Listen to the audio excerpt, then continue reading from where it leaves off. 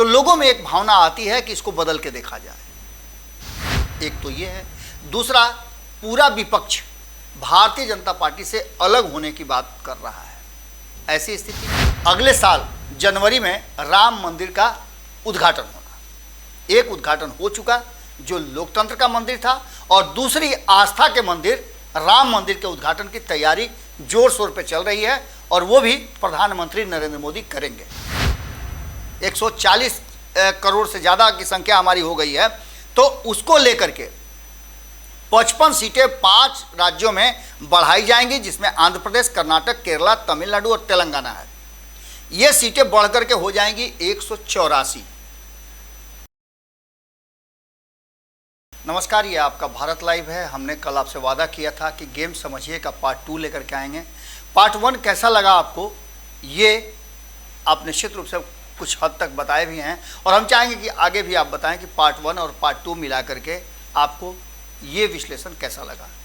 सबसे बड़ी बात यह है कि क्या भारतीय जनता पार्टी इतना आसानी से छोड़ देगी, सत्ता से बेदखल हो जाएगी?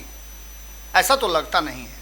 और भारतीय जनता पार्टी जितना जुझारू है, आप याद कीजिए ना वो दौर जब अटल बिहारी वाजपेयी एक सीट से प्रधानमंत्री नहीं बन पाए थे, एक सांसद की कमी थी, तो उन्होंने कहा था कि हम जल्दी सत्ता में आएंगे। जब 2 सांसद उनके थे और उन पर तंज कसा गया था, तब भी उन्होंने कहा था कि इसी सदन में भरा हुआ होगा हमारे लोगों से, और आप हंसी के पात्र बनेंगे लेकिन हम हंसेंगे नहीं। इन सारी बातों को अगर अलग कर दिया जाए तो वर्तमान में भारतीय जनता पार्टी 2 चुनाव से सत्ता में है। 2014 2019 आराम से जीत गई, लेकिन 2024 में उसके लिए होता भी है, जब 10 साल का एंटी इनकम्बेंसी लगता है, बहुत सारी चीज़ें होने लगती है, आपको लोग समझने लगते हैं, आप नीतियों पर कहीं पिछड़ने लगते हैं, तो लोगों में एक भावना आती है कि इसको बदल के देखा जाए। एक तो ये है।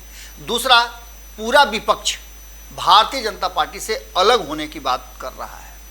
ऐसी स्थिति में आप समझ सकते हैं कि भारतीय जनता पार्टी के लिए भी अपनी स्ट्रेटजी में बदलाव करना बहुत ज़रूरी और लाजमी भी हो गया था। अब ये क्या है मामला, तो 2024 के लिए भारतीय जनता पार्टी ने कौन सी स्ट्रेटजी बनाई है, क्या स्ट्रेटजी रखा है और भीतरिया प्लान क्या है उनका, इन सारी बातों को लेकर के आज हम पर्दा उठाएंगे। सबसे पहले तो बात यहाँ से शुरू करते हैं कि अभी वर्तमान में लोकसभा की कितनी सीटें हैं। 543 सीटें हैं, और 543 सीटों में 272 का आंकड़ा यदि आप पार कर जाते हैं तो आप सत्ता में आने के काबिल हो जाते हैं। यानी देश की जनता ने आपको सत्ता में आने का बहुमत दे दिया है। अब इसके बाद आपको हमने पहले बताया था कि भारतीय जनता पार्टी को हराने के लिए दावा ठोका था सबसे पहले जदयू ने। उनका कहना था कि हम बिहार की 40 सीट में से 40 सीटें जीत करके नीतीश कुमार पूरी तरह से ऐसा कर देंगे कि नरेंद्र मोदी नहीं आए सत्ता में, क्योंकि उनके पास 303 सीटें हैं। लेकिन भारतीय जनता पार्टी है, और वो अक्सर नए रणनीति, नया खेल रचते रहती है, जिसको लेकर के उसके विरोधी सोच भी नहीं पाते हैं, उससे बहुत आगे निकल जाती है। नीतीश कुमार भी ऐसा करते हैं, लेकिन नीतीश कुमार अपनी नीतियों के कारण, अपने लोगों के कारण एक्सपोज हो जाते हैं। और भारतीय जनता पार्टी को किसी पर भरोसा नहीं करना है, बल्कि वो खुद से उस काबिल है कि वो अपनी रणनीतियां तैयार करे, बनाए, और किसी को पता भी नहीं चले कानों कान। इन्हीं सब बातों में लेकर के कल हमने सिंगोल की चर्चा की थी कि सिंगोल जो राजदंड जिसे कहा जाता है, वो दक्षिण में काफ़ी प्रचलित है। खास करके अगर देखा जाए तो उत्तर भारत की बात कर ले, हिंदी पट्टी की बात कर ले, यहाँ पर इस जो नया दंड है, नया सिंबल है, उसको लेकर के, सिंगोल को लेकर के लोगों में कम चर्चाएं थी। लेकिन अब वो भी जान गए हैं कि सिंगोल एक प्रतीक चिन्ह है जो कि राजदंड के रूप में जाना जाता है। अब ऐसी स्थिति में नीतीश कुमार ने एक तो 40 सीट की बात की, दूसरा नीतीश कुमार 4 राज्यों के साथ बहुत बेहतरीन टाइअप बनाना चाहते हैं।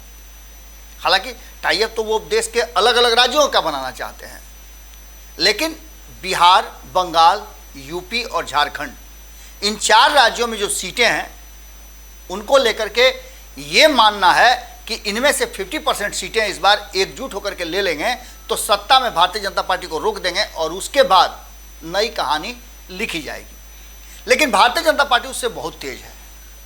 भारतीय जनता पार्टी ने 2 फॉर्मूला अभी रेडी रखा है। एक फॉर्मूला तो नए संसद भवन का उद्घाटन, और उद्घाटन के साथ एक और नई बात का सामने आना।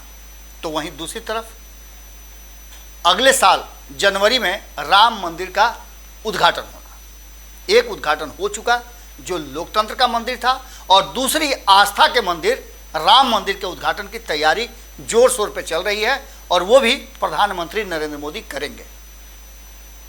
इसका सीधा मतलब है कि मैसेज क्या भेजना है। लेकिन ये तो वो बातें हुई जहां लोगों की भावनाओं को अपने तरफ आकृष्ट किया जाएगा। एक तरफ जहां साउथ के लोगों को, वहीं नॉर्थ के लोगों को और मिडिल ईस्ट के लोगों को, हिंदी पट्टी के लोगों को एक जगह लाने के लिए उस पूरे रामायण सर्किल जो है, अयोध्या से लेकर के बाकी जितने जगह आप घूम लीजिए, उन सारी जगहों के लिए वो प्लान पूरी तरह से तैयार है। और उस प्लान में एक नया जो अमेंडमेंट हुआ है कि अगर नीतीश कुमार ये कहते हैं कि 160 सीटों में से वो आधा लेकर के भारतीय जनता पार्टी को सत्ता से रोक लेंगे, तो भारतीय जनता पार्टी ने भी एंट्री मार दी है साउथ के तरफ। कल हमने बताया था कि 129 सीटें हैं, उस 129 सीटों पर भारतीय जनता पार्टी की नज़र है और वहाँ वो इन कर गई है। आज जब आप खबर सुन रहे होंगे तो उसमें बीच में एक अमेंडमेंट और हो गया है। एनआईए पूरी तरह से सक्रिय हो गई है और पीएफआई को लेकर के एक तरफ जहां कर्नाटक, केरला, वहीं बिहार में छापेमारी का दौर शुरू है। भारतीय जनता पार्टी को लेकर के ये उनके विरोधी कहते हैं कि वो संवैधानिक संस्थाओं का दुरुपयोग करते हैं। तो सबसे बड़ी बात यह है कि जिस चीज को, जिस बात को, और जो फंडा है जिस पर से पर्दा उठाना है, हम उसकी बात करने के लिए उस पर से पर्दा उठाना बहुत जरूरी है। अभी 543 सीटें हैं, लेकिन यदि इन सीटों में बढ़ोतरी की जाए, जैसा कि आपने देखा भी होगा, सुना होगा कि संसद भवन जो नया बना है उसमें 880 से ज़्यादा सीटें हैं, 888 सीटें हैं बैठने की। तो आखिर इतने सीटों की व्यवस्था क्यों की गई है, ये सवाल निश्चित रूप से लाजमी है।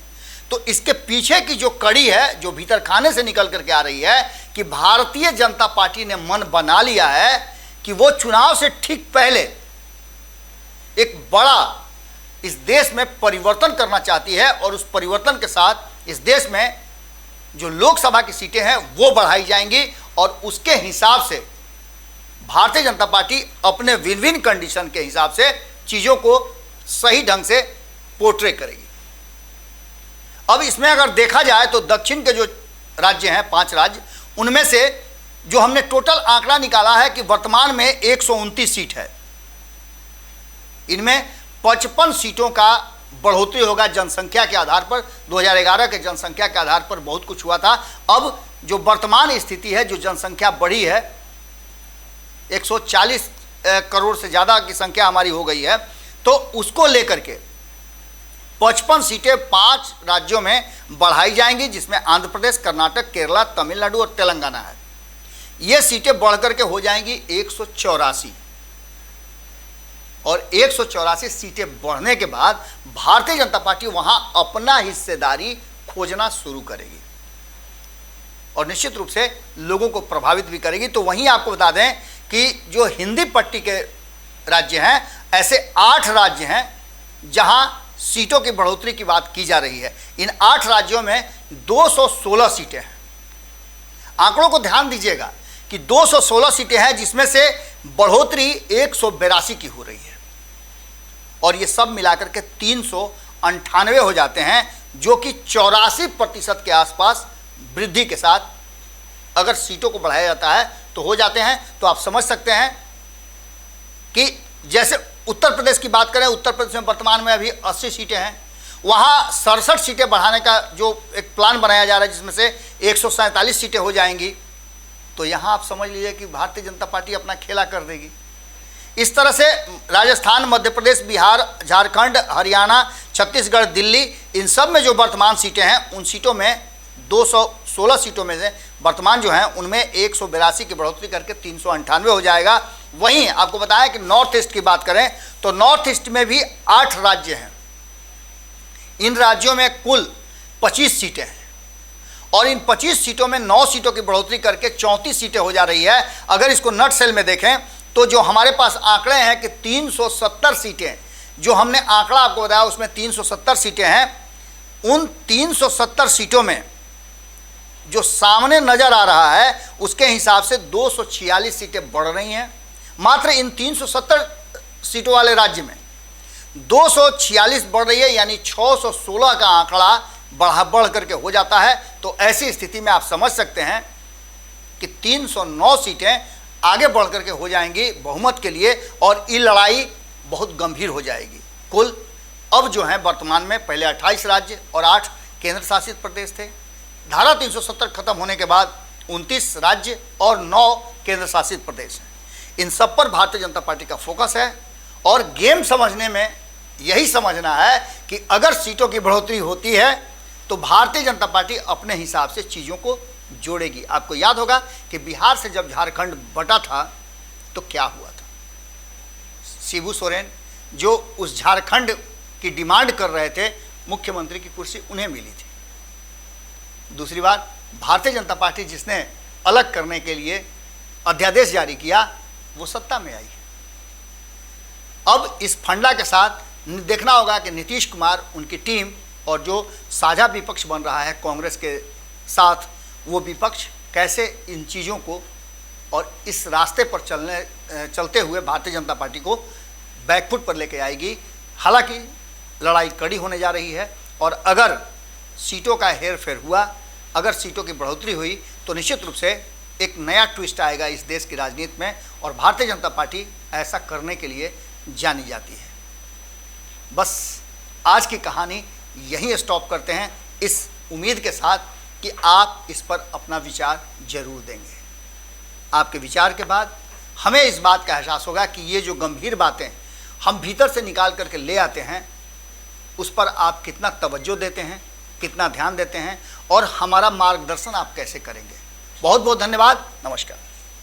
वीडियो पसंद आई और वह बिहार के राजनीति और बिहारियत से सरोकार रखेनी तो सब्सक्राइब बटन दबा के चैनल के सब्सक्राइब कर ली। ओजे एगो घंटी बा, ओकरा बटन दबा देला से कुल सटीक और मारक खबर रुआ मुफ्त में मिल जाई। अगर रुआ पत्रकारिता के हमनी के नया प्रयोग में सहयोग कर चाहतानी तो ज्वाइन बटन दबा दी। पेटीएम नंबर नोट कर ली 9386816700। धन्यवाद।